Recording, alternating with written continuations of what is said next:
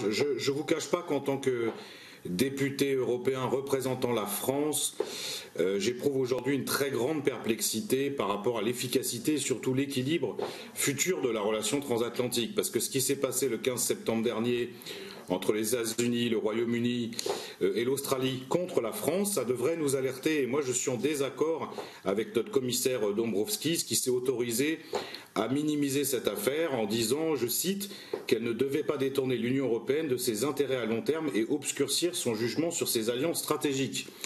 Ben moi, je crois que ça pose quand même un certain nombre de questions.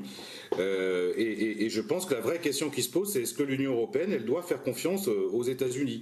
Il y a un grave contentieux. Il y en a eu d'autres, ça a été rappelé, notamment par Monsieur Lamy.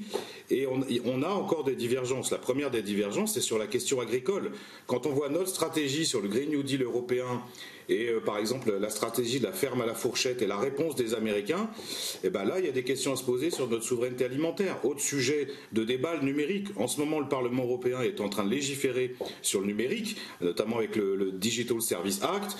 Les Américains ont fait preuve de leur scepticisme. Comment on fait pour discuter là-dessus? Et enfin, je finis là-dessus.